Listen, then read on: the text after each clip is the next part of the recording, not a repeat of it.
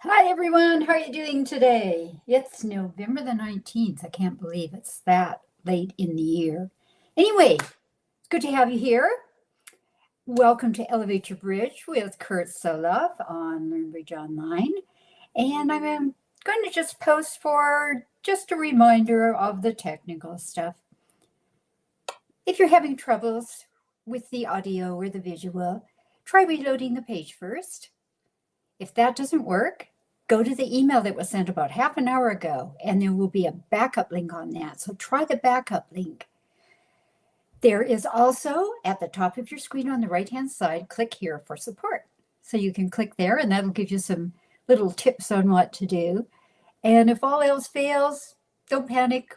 A replay will be posted on your LearnBridge lesson library on your members page. So, also, I'd like to remind you to ask a lot of questions. Put your questions in the chat at the just down, and it says send a message. No dumb questions. We're all here to learn, and somebody else will have the same question that you do. So, have we got Mr. Kurt Soloff here?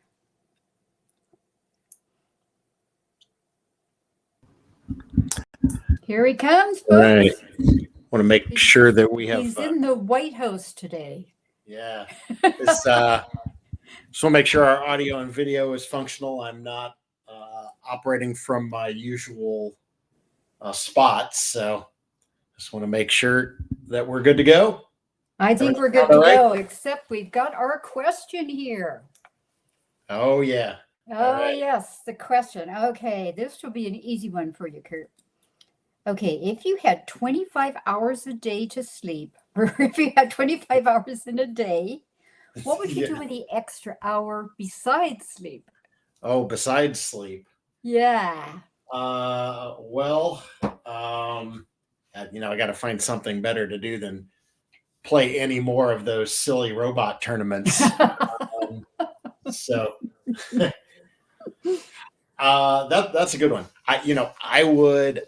Now, this is conditional because I don't necessarily have easy access to it. But if I had a hot springs nearby, or even even a hot tub, I think I would take some time for a little soak, because that is my relaxation. That is how I recharge. So unfortunately, don't get to do it as often as I would like. But so you should get a home sauna.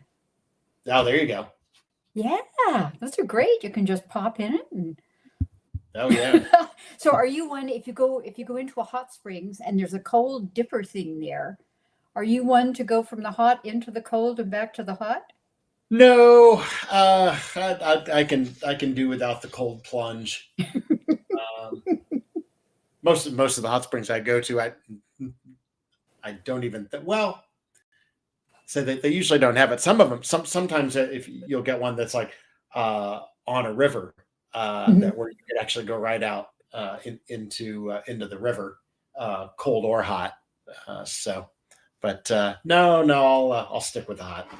Okay, so we know you're a relaxation guy. Yeah. Excellent. Okay, what do you think? Should we start up the recording?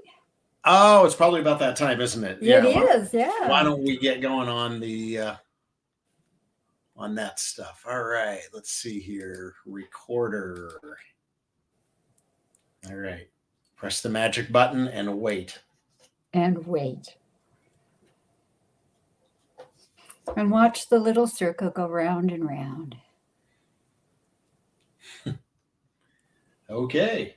All right, we're here live with Kurt Soloff, Elevate Your Bridge on LearnBridge Online. I'd like to thank everybody for joining us today, whether you're here in class or whether you're watching the replay. It's great to have you here. We're all learning together. So today, Kurt, I love the name of your Elevate Your Bridge. I really like that tag name. And today, we're going from the 1 level to the 3 level. So he's really going to elevate us today. Going up. Going up reminds me of the old operators. Do you remember elevator operators? Be way before your time, where you get in and Movies. you wouldn't tell them where you were going. They would take you up level by level and say like level 3 was got a 5-card suit partner, or I have minors, or let's play here, depending on what level you want to stop at. Means a certain thing. All right, well, we're going to spend most of our time on just one level today for the most part. So one level at a time. One level at a time. Okay, thank you very much. And off you go, Kurt. All right, thank you. Okay, well, welcome everybody. If you're here live, glad you could join us live. If you're watching on replay, glad you can watch at your convenience. We are going to be bringing in another topic that have not dealt with, not only in this class series. I'm not sure I've really tackled this in any classes I've done previously. So, one of the areas that I sometimes find challenging, I like to give people standards, right? Or clarify bidding standards that maybe people aren't aware of, to get us all on the same footing, and what's forcing and what's not forcing, and so on and so forth. And then of course I also like to make a distinction sometimes, like, okay, you may not know this treatment, but it's actually expert standard, right? If you're playing in a national event, we have the North American Bridge Championships starting next week. If you walk into the room at the Blue Ribbon Pairs or something like that, and you survey a bunch of players in there and say, hey, what does this bid mean? If it's something that is expert standard, you might get the same answer from quite a few players. But then we have these areas where there's a lot of room for, what you and your partnership want to do. I suppose we could call it creativity, flexibility. And when we talk about 3-level bids, after your side opens a no trump, it's very difficult to try to claim that there is any sort of standard. So my aim for today is really to kind of walk through that process, show you some options for those 3-level bids, some things that I often play, the things that I like, and maybe you'll find something that you and your partners like as well. So, and one question I have in particular for international folks. So what appears on this slide is a clip. It's the no trump box from the current ACBL convention card, which is used across North America. I don't know what other sanctioning agencies use. I don't know if the ACBL card is used, but if you do or have played in particular face-to-face bridge, not just on BBO. Obviously, BBO originates in the U.S. and so uses the ACBL standards for the convention card. But does anybody use a different kind of convention card? And does it have something like this where you define all of your agreements? I'm kind of curious about that. We do have standards, as this little clip from the card suggests, about the 2-level bids, right? So something that is pretty normal for just about all of us is when our partner opens a no trump, 2 clubs is stamen, 2 diamonds is usually a transfer. Rarely would it be natural. Maybe we have some folks who don't play transfers. 2 hearts, transfer to spades, so on and so forth. And so we've got these check boxes here. And then even with bids like 2 spades and 2 no. Now, 2 no will just be natural for a lot of people, but if you play 4 suit transfers to the minors, that might be how you show diamonds, right? And so we see on the card here that they're actual check boxes. If you want, it's sufficient to just check transfer if that's what you play. And then, of course, we have the other little items here. What's our no trump range? Do we commonly have a 5-card major? So on and so forth. We've got Smolin and some of the other gadgets that follow there. We look on the right-hand side of this no trump box, and we see the 3-level bids, right? And these are the auctions, 1 no, 3 clubs, or 1 no, 3 diamonds, right? A direct jump to the 3-level. And there are no check boxes. There are simply blank lines, right? And I've even had at times newer players point to this spot on the convention card and say, what does this mean? What am I supposed to do here? And my response is normally, well, that's to indicate that a lot of different things are done and you should write in your agreement about these bids, because there isn't necessarily a standard, right? There's not necessarily one thing that everybody is doing with a jump to 3 clubs. 2 clubs is Stamen for most of the universe, right? 3 clubs could be different things. Jump to 3 diamonds, 3 hearts, 3 spades, different meanings depending on your agreement. And so it's really those lines over there for the 3-level that we want to tackle today and see some of the choices that are available to you with those bids. Okay. So I believe what's on the standard American card, at least for the minors, this is kind of the default, right? If you don't have any other agreement about a jump to 3 clubs or a jump to 3 diamonds, it is expected to be natural. And I think on the standard American card, it's invitational with a 6-card suit. So, 1 no, 3 clubs, as we see here, 6-card suit, 8 or 9 points. Same for the diamond suit. Now, this is okay. It describes a pretty specific hand type. And I think if you don't have an agreement about these bids, this is kind of the expectation of what the hand would be. And by the way, if you are inviting your partner in a minor, you're really, even though you're bidding the minor and you're showing length in the minor, what you're really doing is inviting partner to bid 3 no. Because we'd rather try to take 9 tricks and make 3 no if we're going to game rather than 5 of a minor. But if you're not accepting the invitation, then usually we are just as well and maybe even better off playing in the suit, right? And so the opener could just pass 3 clubs or 3 diamonds in that case. So if we play 4 suit transfers, and something you will come across, this is, kind of ACBL definitions, language, or whatever. There's a difference between a transfer and a relay, okay? A relay is you make a bid that forces partner to do something specific, right? But it doesn't necessarily show one particular hand type or one particular suit. Whereas a transfer, the suit is always known, right? So, for example, 2 spades, a 2-spade response to 1 no. Okay, that could be different things for different people. A lot of people play it as a transfer to clubs, where 2 spades always shows a club suit. That is guaranteed. Some people use it to sign off at 3 of either minor with a weak hand and a long minor. And in that case, 2 spades is not a transfer, but in fact a relay.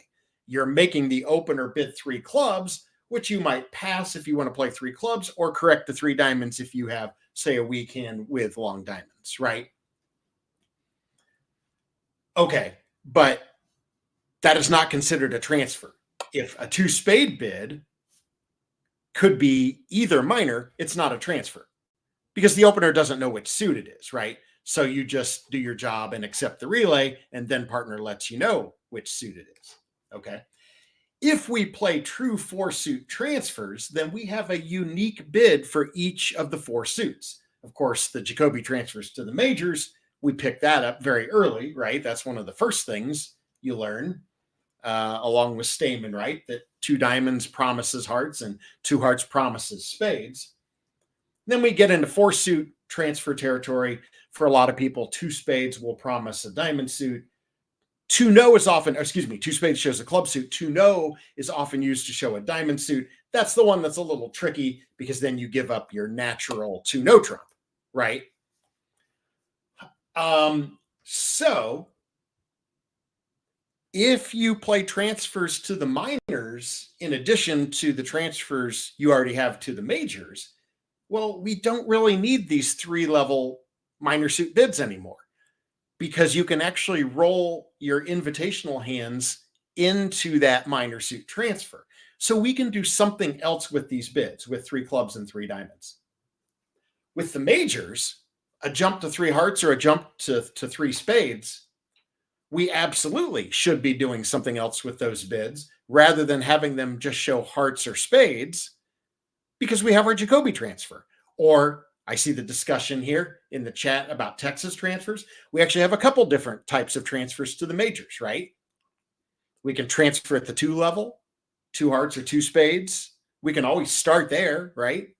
And then if we have extra length, we can transfer and then we can raise the suit that we transferred in, or we could start with a Texas transfer. We did Texas not terribly long ago, maybe a couple months ago in this class, it feels like, where we talked about, that transfer at the 4 level when you have a 6-card suit. So the idea is that we don't really need any of these 3-level bids to be natural bids. They are freed up to do some other things. Well, what are those other things? We're going to start with 3 clubs because this is the one that, at least for me, has become as close to a standard as I follow with this bid. And that is Puppet Stamen. We did some stuff, I think, in this class series with Puppet Stamen. It was quite a long time ago.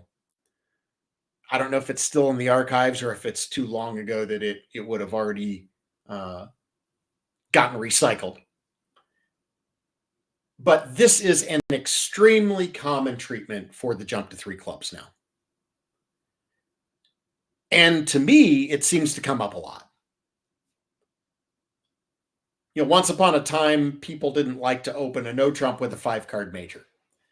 But something that has pretty well trickled down from the expert ranks of bridge to those of us who play more club and lower level tournament and even social bridge, we realize there are just too many rebid problems when you open your 5-card major with a balanced hand if you are in that 15 to 17 range.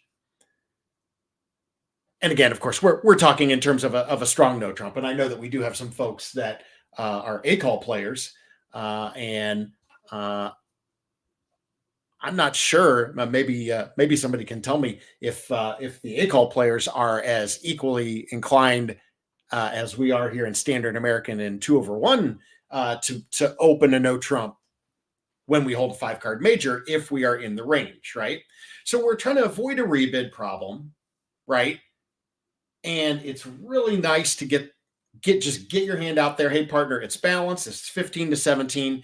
And then, of course, when you have a 5-card major, maybe the only fear is, if partner doesn't bid, if partner passes 1 no, we might miss a good major fit. Maybe 1 no isn't the best spot. Okay, that's fair. That's the price we pay, right? You gain something, you give something up. I think it's too important to be able to open a no trump and use all of your systems, use your stamen and your transfers and whatever else you are playing.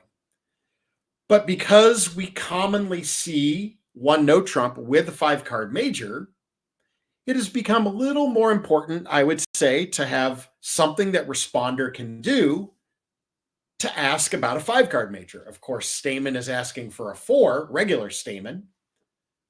And then Puppet Stamen is really geared more toward finding out about a 5-card major, but you can find out about a 4/4 fit by going through Puppet Stamen as well. Okay, so when we use 3 clubs, if 3 clubs is in fact Puppet Stamen, to tackle the question that just came through here, this is game forcing, right? So the one thing is that 3 clubs as Puppet Stamen is game forcing, because if we don't find a major fit, we're going to land ourselves back in 3 no trump, right? So we need to be sure responder has enough to be in game.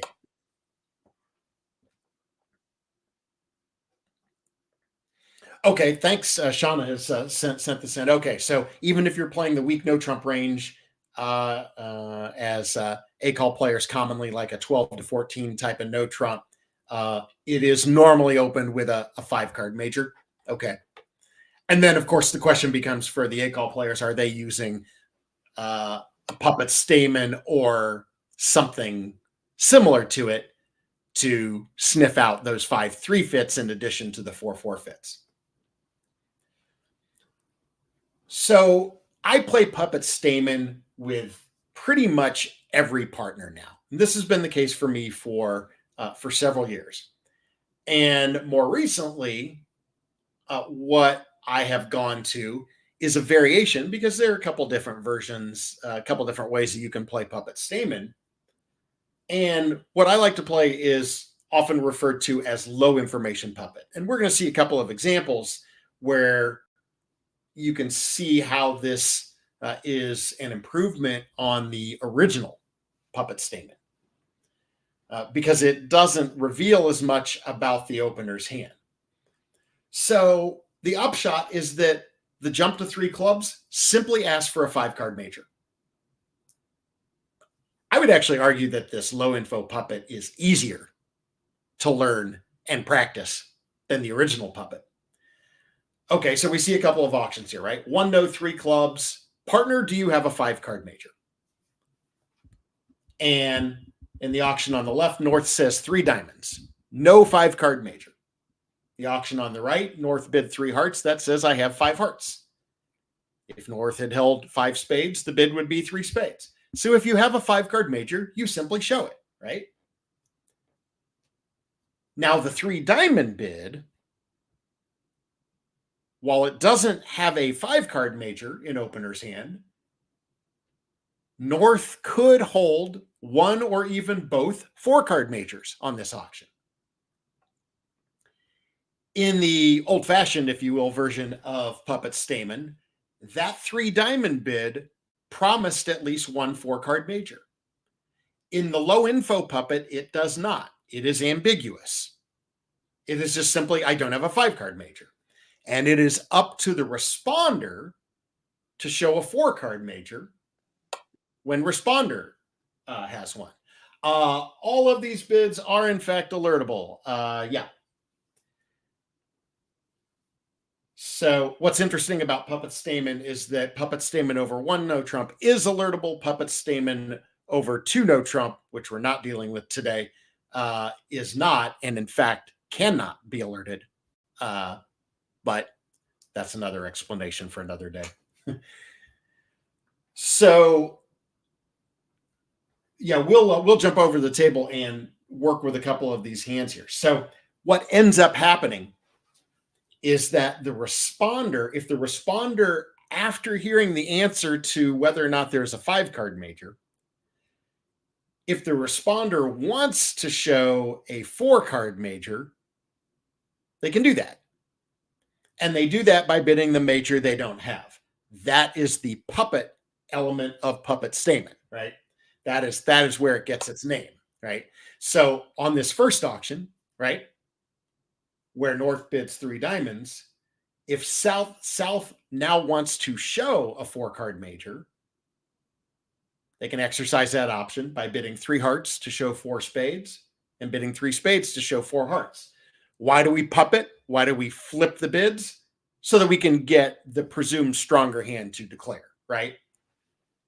That's really the only reason that you are puppeting. Is that a verb, by the way? To puppet? So that's really why we're doing it, right? Just to get, because all of our no trump auctions, as we know, are largely geared toward getting the opener to declare as many of these hands as possible, right? So why don't we actually head over to the table here and let's bid a couple of hands using our low information puppet stamen. Let me see here. Hang on just a moment. I don't think this is the hand I want. Let's actually get the right hand details.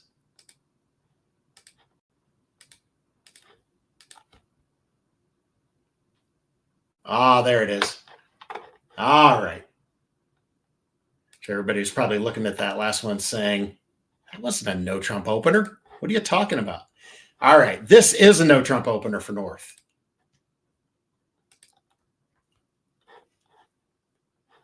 Okay. So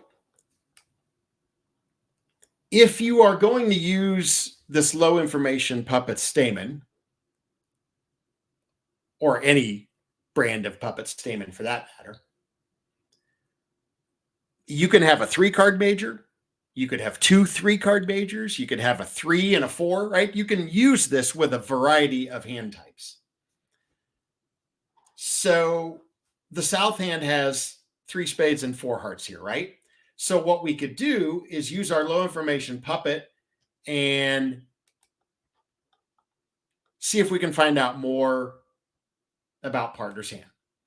Of course, if North were to show a 5-card spade suit, we'd have an 8-card fit. We could play in spades. If North denies a 5-card major, which is what is going to happen here, so I'll put the alert on there, 3 diamonds, no 5-card major. And by the way, if you don't have the 5-card major in this treatment, you always bid 3 diamonds. This is one of the things that is different from the original Puppet Stamen. Original Puppet Stamen opener would rebid 3 no trump with no 4 and no 5. And in this method, a 3 no bid by the opener is specifically disallowed. You do not want to do it.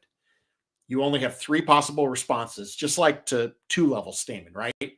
Either you don't have a major or you do, right? So your responses can be diamonds, hearts, and spades, but that's it. Those are the only 3 possibilities.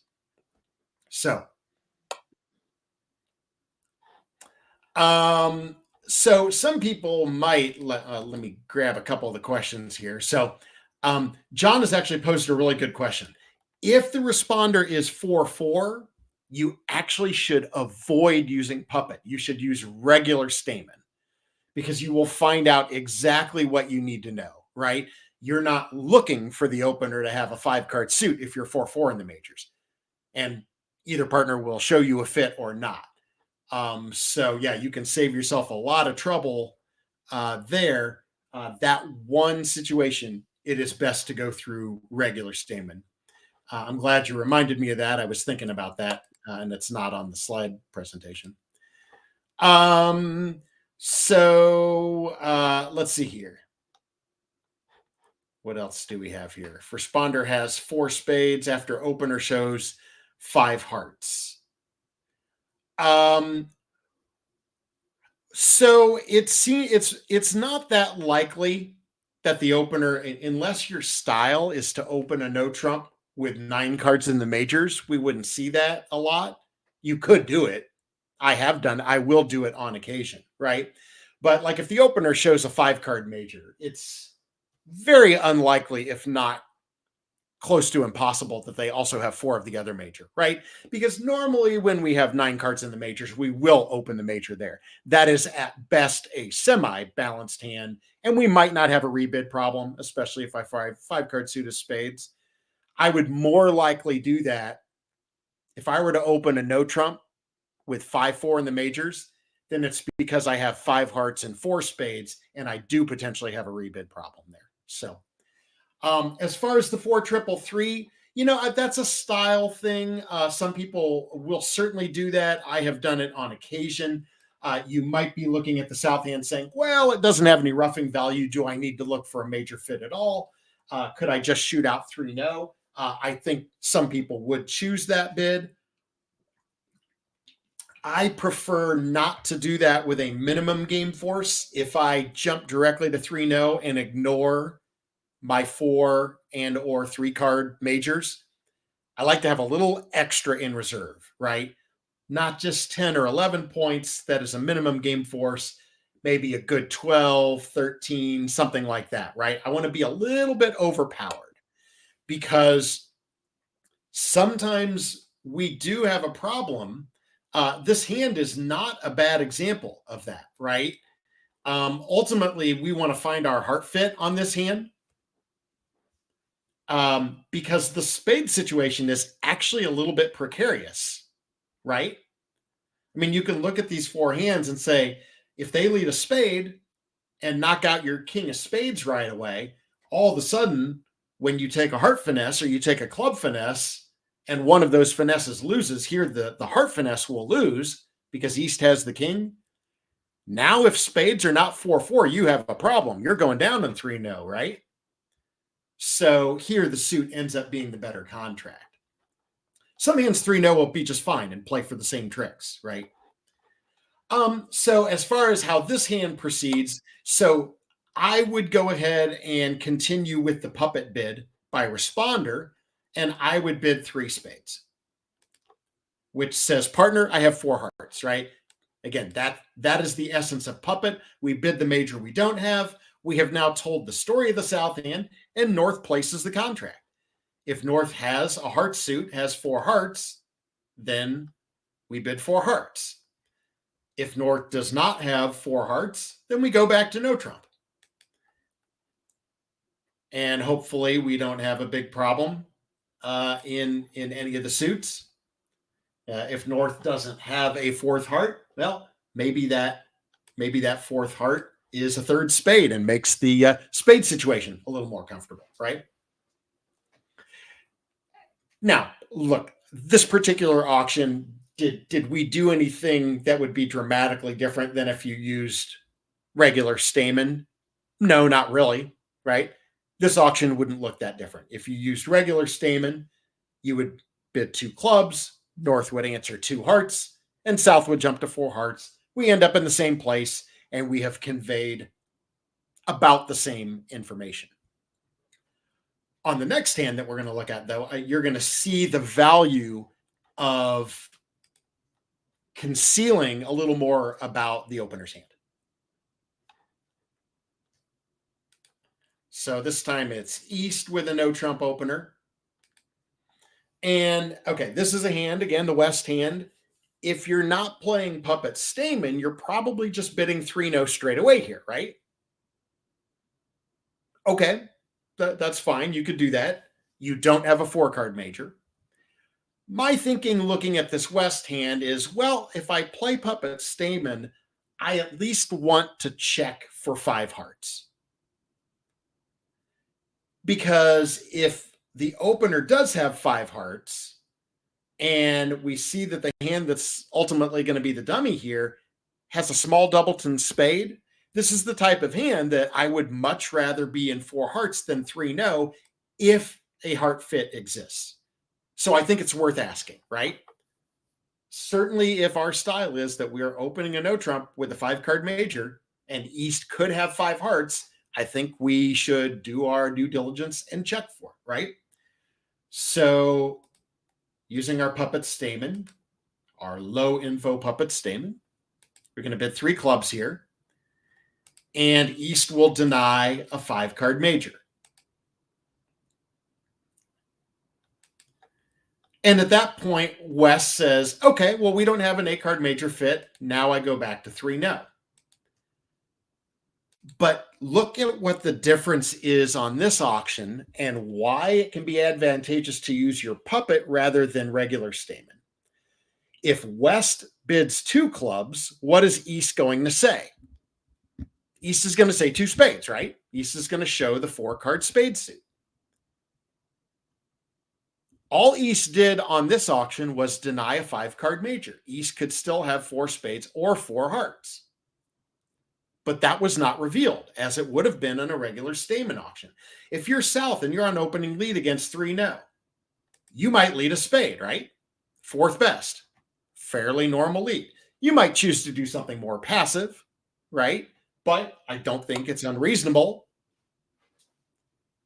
to lead a 4th best spade. However, if you are South and the opponents have a more revealing auction, as Babs has indicated here, that would leak information. Should we officially make information leakage like can we award it like an Emmy or an Oscar is like the phrase of 2024, I think it's the winner. So are you as inclined to lead a spade if the auction tells you that declare has 4 of them? Because I think I would stay off the spade lead.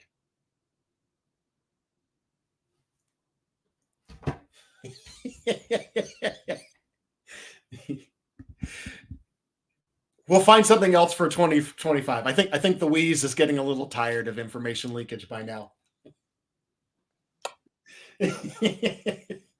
But wouldn't you be less inclined to lead a spade away from your ace jack, thinking, boy, I may be leading right into king queen 10? Notice that a 4th best spade lead, while it's pretty normal here, it does absolutely ensure that East has a double spade stopper, right? Where if East has to tackle that spade suit on his own, or if North gets the lead and puts a spade through, you don't necessarily have that second stopper, right? So we get to see that there really are some benefits to not sharing as much information on some of these auctions. Okay. I mean, look, we could easily do, and really have done an entire class just on puppet stamen and really hammer it out. Certainly, if you have further questions, if this is something you're thinking about putting on your card that is not on there now, by all means, post your questions to the class page. Feel free to get in touch if you have, just any more details about how this works.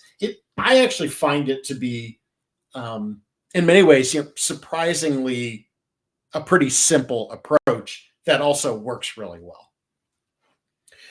Well, we have to deal with the rest of the 3 level, right? I mean, we have, we think, a very good use for 3 clubs with puppet stamen. What about these other bids? What are we going to do with 3 diamonds and 3 hearts and 3 spades? All right, well, here's an option for you on 3 diamonds, and I'm going to tie it to the jump to 3 hearts because they kind of work together. This is a treatment that I often play. Now, I will tell you right off the bat, these other 3 level bids, they're not going to come up nearly as often as puppet stamen will. So don't necessarily be expecting to use these bids all the time. One of the reasons I don't get too worried if I'm filling out a convention card with a new partner and I don't get to dealing with the 3 level and we leave it blank, I don't worry about it too much because these things don't necessarily come up all that much.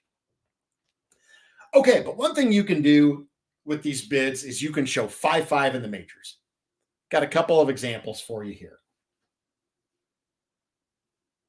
One of these bids can be 5-5 in the majors invitational. The other can be 5-5 in the majors game forcing. So the hand on the left there, you've got an 8 count, right? Got a little shape. Certainly playing in a major, you like this hand. Okay, it doesn't have any aces, but we could be in the game zone here, right? Find a major suit fit. And once we find that fit, depending on how much the opener likes his hand, top or bottom of no trump, maybe even we find a 9-card fit, something that would encourage the opener to go on, but we can show an invitational 5-5. Or stronger hand, this hand on the right, game forcing 5-5. Now, why do I tend to use the bids this way? Why am I using 3 diamonds as the stronger hand and 3 hearts as only the invitational hand? What I like about using 3 diamonds as the stronger hand is we get our trump suit set at the 3 level.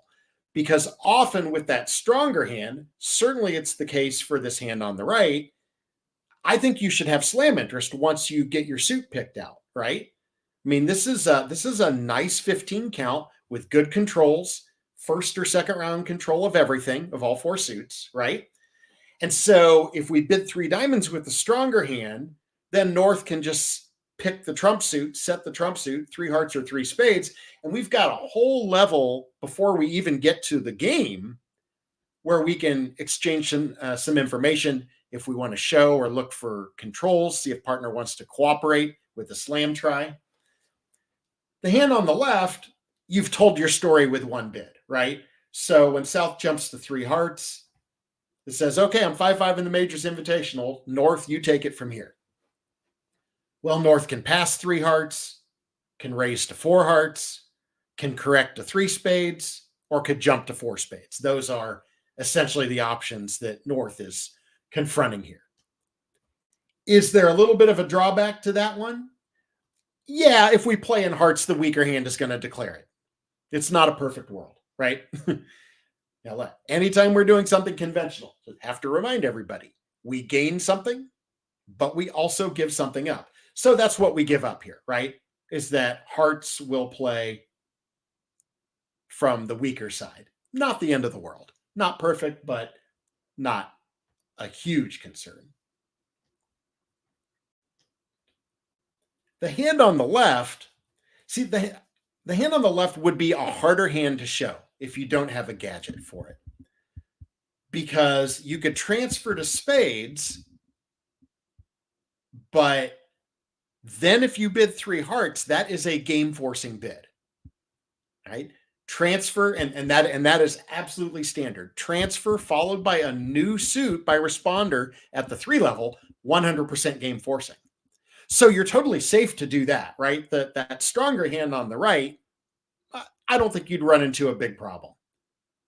If you don't play this gadget, you can transfer to spades, and then after opener accepts the transfer to 2 spades, then responder bids 3 hearts. Opener knows you have both majors and that you're game forcing. So that is workable, right? But that hand on the left, if you don't have a way to get both majors out there with one bid, it can be a little trickier. Are you going to force the game with only 8 points? That's a little bit pushy, right? If you're going to transfer and you can only get across the message about 5 cards in one major, how do you know which one to pick? Do you pick hearts or do you pick spades? This drives me nuts with the robots, by the way. The robots don't play some of these gadgets, and there tend to be major suits, 4 and 5 card majors that get concealed. And I end up in the wrong contract with the robots.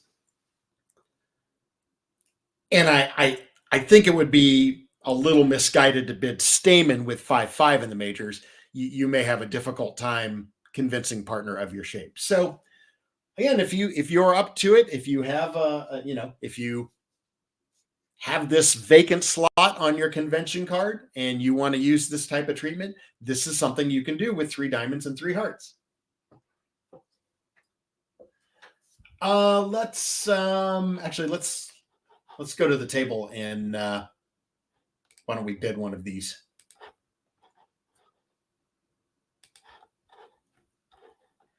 And this is one we're gonna go slamming on this hand, and so we can see how this might work in practice to help us more easily reach a nice slam. So if we're using 3 diamonds as our 5-5 majors game forcing, then certainly North can do that here, right? And this is a pretty slamish looking hand. This is a nice 15, good controls, right? Okay, well, South certainly prefers spades to hearts, so South would bid 3 spades here. By the way, if you play this sort of treatment, openers, don't jump to 4 spades. There's no point. You're already in a game force. If you jump to 4 spades, all you're doing is taking away precious bidding space from your partner who may want to explore a little bit. So just keep that in mind, right? You are in a game forcing auction. There is no rush to go jumping around. 3 spades is perfectly sufficient. And it's a very good idea on this hand because, look, could North ask for key cards and would this be safe? Probably. Almost certainly South has a big diamond as part of that no trump opening. But if we're going to be cautious, do our due diligence with a small doubleton diamond, it is a good idea to bid a control here, right? I would actually like to hear partner tell me about a diamond control because it's not impossible that we have just about every card in the deck, but we're missing the ace king of diamonds and the defense cashes 2 diamonds. And that's a slam we don't want to be in, right?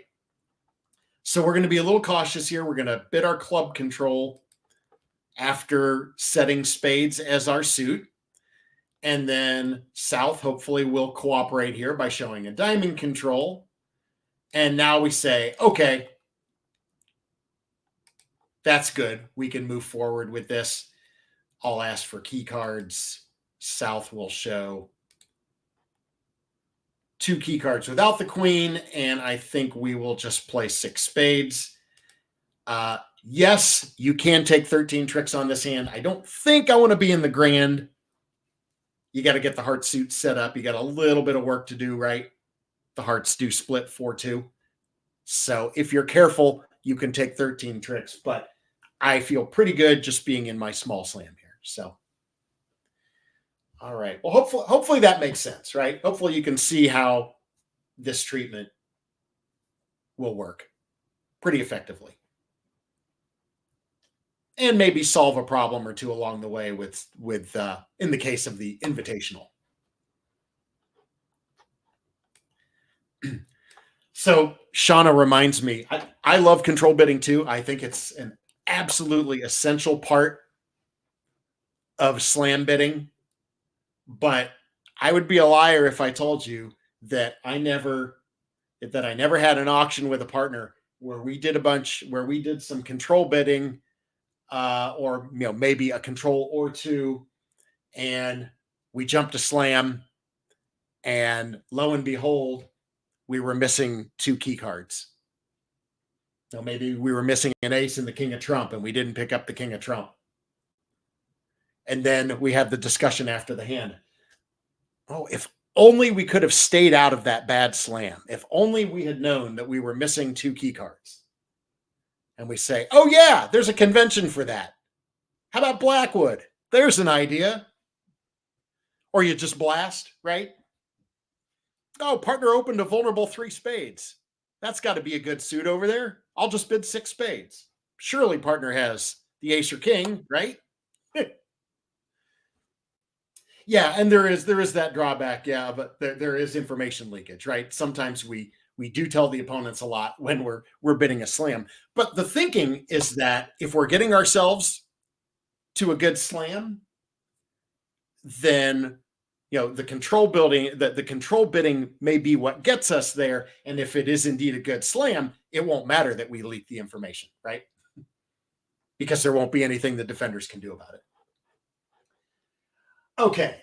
Let's see here. All right. So 3 diamonds, 3 hearts. We talked about possibly using those to show both majors. In that case, what are we going to do with 3 spades? So one thing you could do with this could be your game forcing hand with both minors. And I would figure that the jump to 3 spades is going to be reasonably slammish with both minors most of the time. Because if we're not slammish and we really only want to be in game, even with 5-5 in the minors, we might just bid 3-0, right? We might just say, one or both of these long minors will get us tricks toward 3-0. Yeah, I'm a little short in the majors over here, but that's what partners are for, right? My partner's probably got some stuff in the majors because I have good minors, and yeah, you might content yourself with 3-0 on these hands. So yeah, tends to be a little bit slammish. Here's an example of a hand where you might use it. This is a hand again.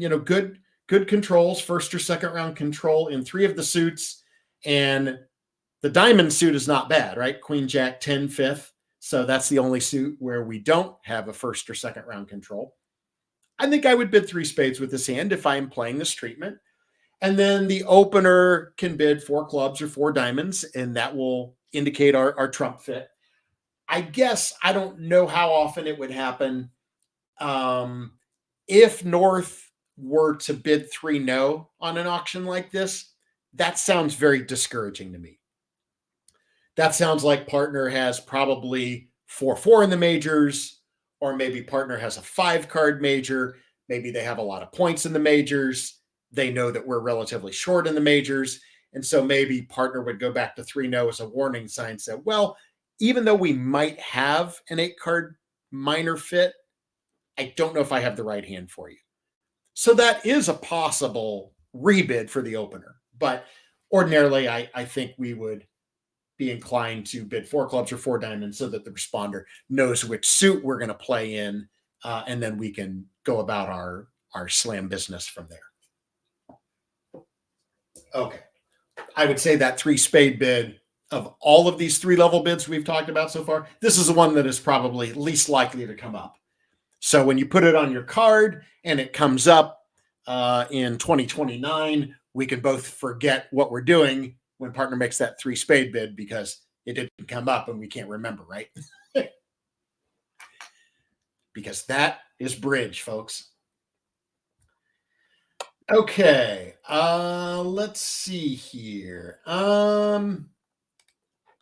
Let's talk about,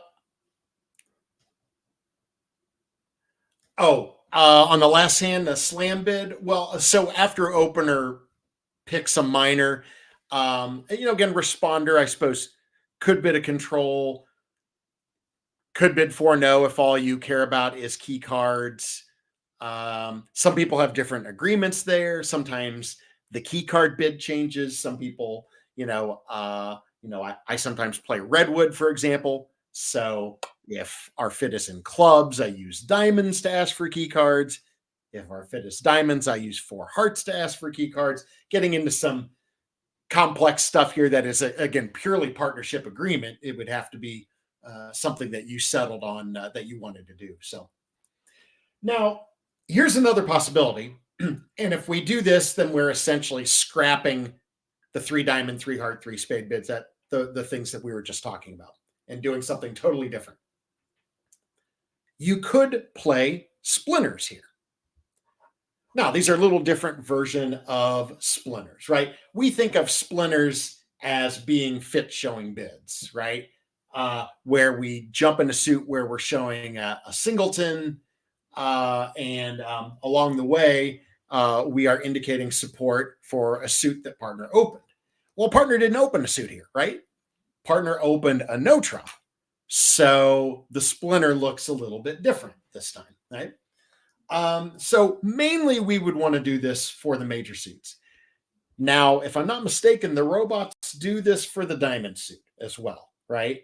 I think the robots will jump the 3 diamonds to show diamond shortness.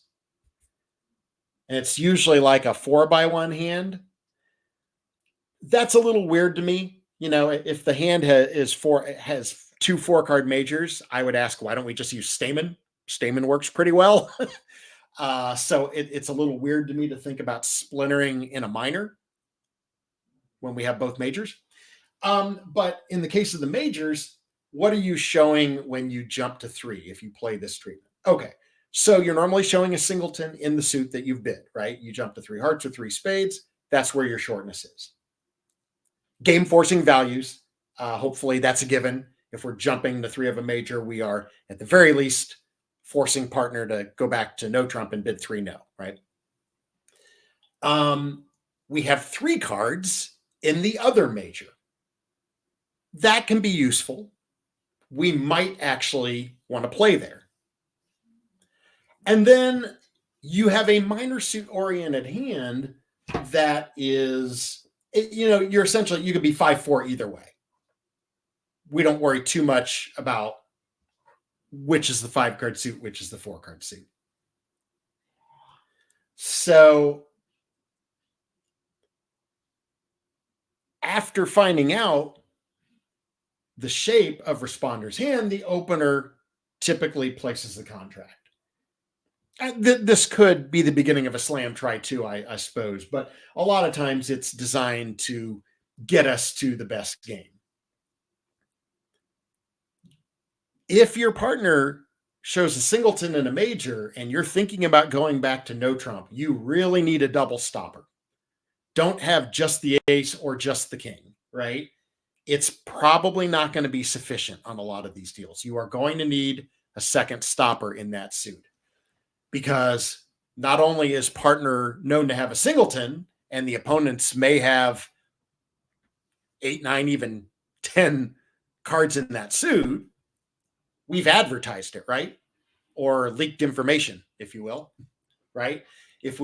So once we've advertised that the shortness in this major is going to show up in the dummy, the opponents are going to be, maybe they were going to lead that suit anyhow, but we have certainly gotten their attention by telling them about a short suit in the bidding, right?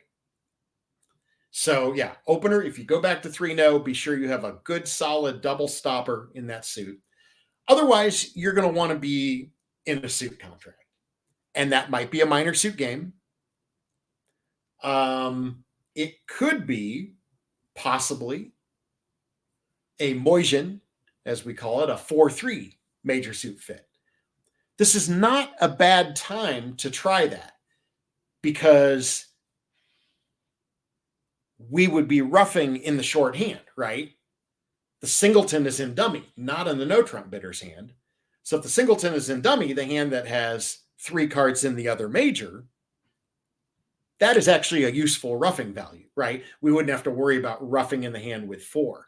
You play a 4-3 fit and you end up having to rough something in your hand, that can be a nightmare. You can totally lose control of the hand and very easily at that. So, this would have been very useful. I played a club game on Saturday where had a bit of a hasty auction. I probably didn't bid the hand optimally.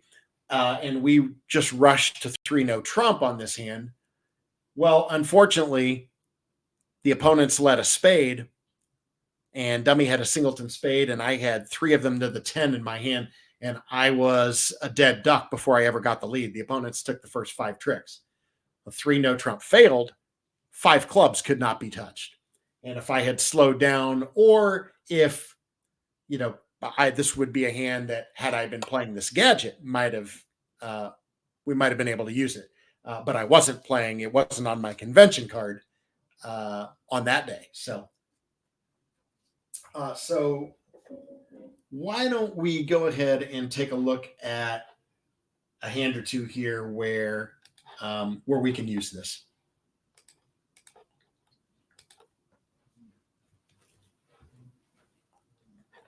And then also just a little commentary about why we are making the decision we do. So West is opening a no trump here. And okay, so here's the hand for it, right? Now, based on what we talked about earlier, you could use your puppet Stamen with this hand, right? You could ask West for a 5-card heart suit. That's what you'd be looking for, right? The problem is, and you'd be thrilled if you asked and partner showed you a 5-card heart suit.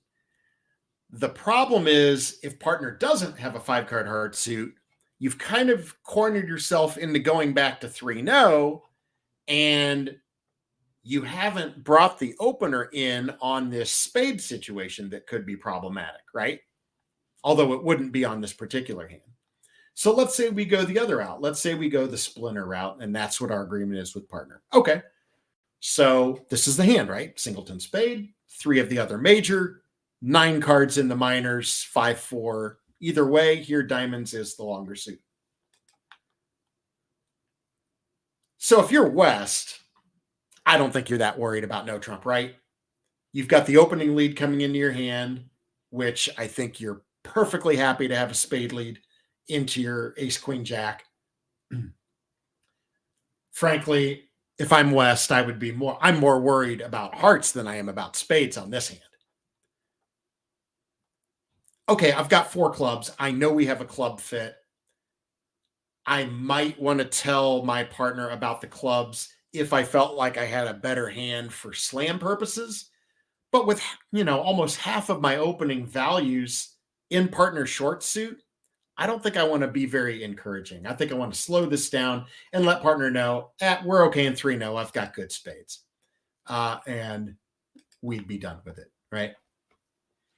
Okay, well, look, you didn't need a fancy gadget to get to this perfectly reasonable contract here, right?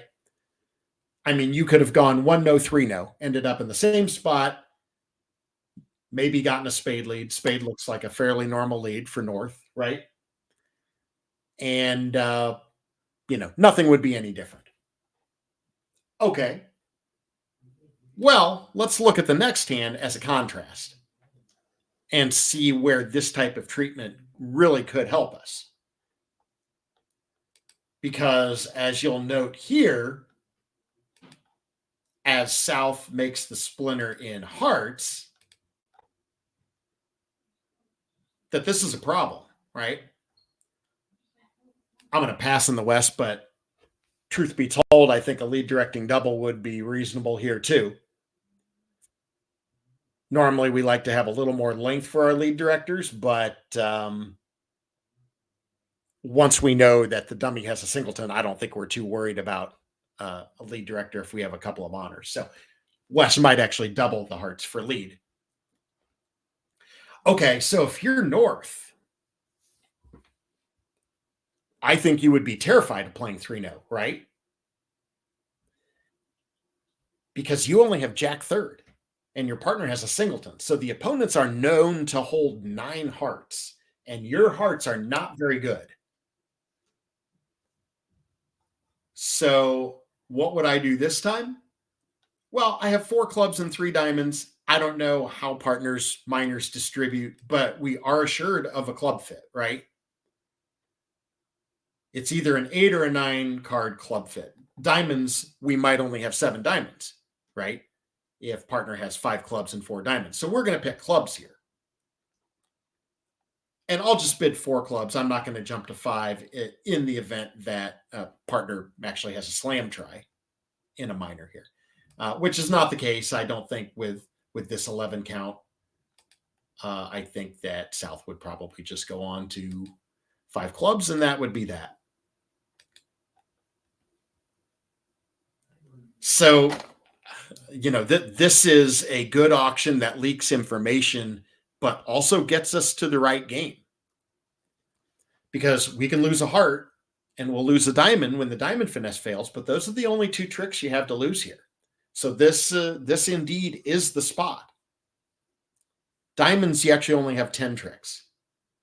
Because diamonds, we can't get a spade looser pitched, right? We have an 8-card diamond fit, but if we play 5 diamonds, well, that's our trump suit. And then the club suit is mirrored being 4-4, and we would lose a heart and a diamond and a slow spade loser. So it turns out that 5 clubs here is actually the only making game. And 3 no trump is hopeless, right? Especially after we screamed to the defenders that they should probably lead hearts, which is not exactly a hard lead for East to find anyhow, right? Run 5 hearts off the top and we're in trouble. So I think Jane's question or comment here, this really is the $64,000 question, right? Some, if not many of you know that, I like to choose what I play in large part due to frequency. Not that I'm running a statistical count of all of these things, but my general feel for what seems to come up a lot and what doesn't. As far as these different treatments for the 3-level bids, do the splinters come up more, or does the 5-5 majors come up more? Neither one comes up a ton, right? So, that's why for me, it's sort of a coin flip. I'm not real picky. If I have a partner that prefers a particular treatment, I usually say, yeah, that's fine, because I don't think we're going to have to worry about it very often. Whereas I'm a little more attentive to things like like puppet stamen, which in my experience does come up a lot, since we are opening a lot of no trumps that have a 5-card major. So one last thought that I want to put out there as we mull over all of these possibilities, right? I may be making it sound as if you need an agreement about all these bids, and you don't have to have one.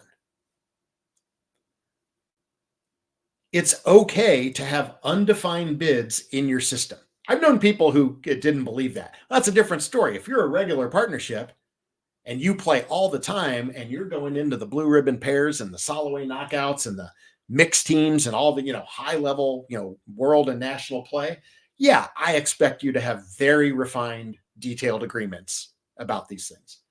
Casual partnerships or even fairly regular partnerships, you do not have to define every bid. It is okay to leave a few bids in your system undefined. Now, what goes along with that is that, and I think this is a big part of just simply being a good partner. If you don't have an agreement or you are unsure, then just avoid making those bids. It's easy to succumb to the temptation to say, oh, I know this bid. Did we decide to play it? I don't know if we talked about it. Maybe we did, right? And you think, and you want to make this bid that is the perfect description of your hand, which many of these bids are, right? These splinters or the 5-5 majors, these are very descriptive bids. And if partner gets what you're doing, this is very helpful. If partner does not get what you're doing, you may have created a catastrophe where you didn't have to have one, right? And so I think as a default, I always tell people, be very careful, avoid making, undiscussed, undefined bids. If you know the bid is not defined in your system, even if you know some potential meanings for that bid, don't ambush partner by making it and make them figure it out in a live game setting. Yeah, take some time to actually talk about it outside of the game and come to an agreement and put it on your card. So that is my parting shot on any of these, especially the ones that don't come up that often, right? It's not worth having the accident. So I am still undecided. I'm feeling a little wishy-washy, Babs, about what we're going to do next week. So I'm going to leave everybody in suspense, and we're feeling wishy-washy. Yeah, we're gonna just go TBA on next week's topic, and I will figure a TBA. Something out. You come up with the most interesting subjects. Every one of your subjects are just spot on, and you're such a good teacher. Well, thanks. I'm always worried I'm going to run out. I think you I'm really like, what get happens if across to I people. use up all the topics and I run out? What am I going to talk about then? Oh, you've got to be kidding. Yeah. Let me count the topics. Yeah. Luckily, that does not seem to be an issue, as I have been carrying on ad nauseum about bidding and play and defense for quite a long time, and I haven't shut up yet. Maybe next week you and Dave should come on and battle it out. Ooh, that's a possibility. We could we could do a we could do instead of the solo instant tournament, we could do one of our partnership instant tournaments. So we actually have a name for it when we do that. We call it double dummy. Double dummy. Yeah. There used to be 3 Australians who started something called triple dummy. And the 3 of them got together and discussed hands. Well, they've got us beat then. We're only 2 dummies. We don't have quite the firepower with only 2 dummies. So well, thank you everybody for coming. If you have any questions, I put the information on the side here. Go to your Ask Your Bridge questions on your membership page, and Kurt will get back to you as soon as possible. And Absolutely. Thank you, Dave Hardy, for popping in. All right. And we'll TBA next week. TBA for next week. Yeah. All right. Well, thanks everybody. Have a good week, and we will catch up with you next time, I guess. Thank you. Thank you, Kurt.